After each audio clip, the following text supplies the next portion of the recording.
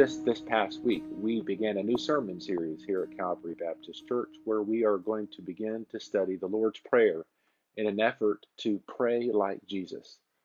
What a powerful opportunity and beautiful gift that we have to pursue Christ, to communicate with Him through prayer every day, because we understand that He desires to have personal relationship with us. And the same God who walked with Adam and Eve in the Garden of Eden every day desires to have that level of intimacy with you.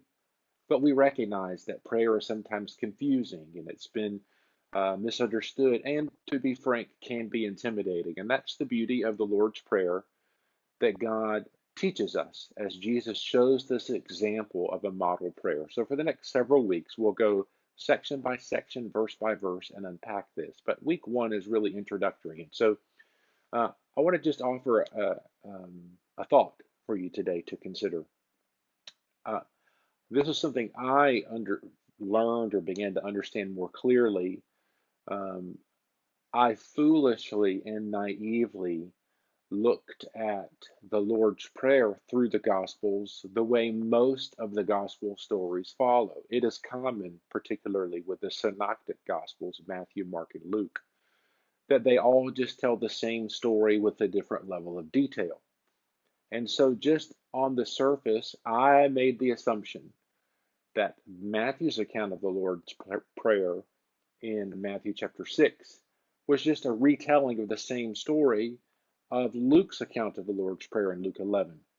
I was wrong, and that shame on me for just making that assumption. And of all my years, I shamefully admit it was just through this study that I was like, oh, wow, I missed that. You see, there is a completely different timeline. Yes, it is clear that in Matthew chapter 6, verses 5 through 13, Jesus offers the model prayer of the Lord's Prayer to the disciples. This is very early on in his ministry, as part of the Sermon on the Mount, in his first year of ministry.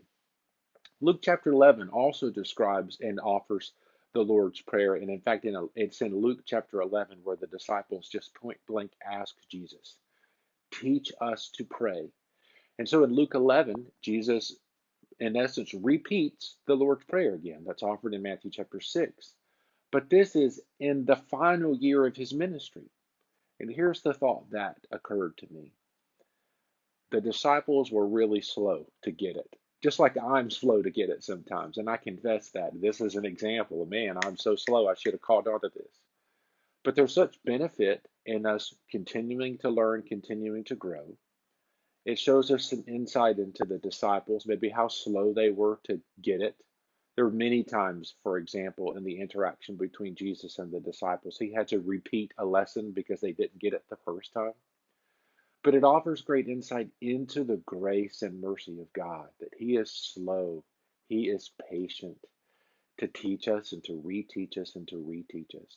And I'm just reminded this morning, in awe of who God is, grateful for his patience, grateful for his love, grateful for his grace, that the times that I have to be retaught a lesson over and over again, he's gracious to teach it to me again, because he desires that relationship. He responds to my desire to understand him more.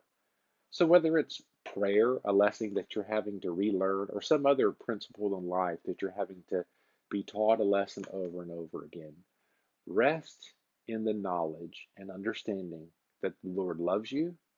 He desires relationship with you. He is patient with you. Just like the disciples needing to learn it in Matthew 5 and a couple of years later needing to learn it again that we read in Luke 11.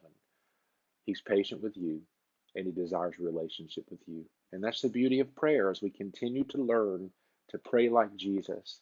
No matter your walk, no matter your history, no matter how long you've been a believer, my heart's desire is over the next several weeks, we will all learn to pray more like him.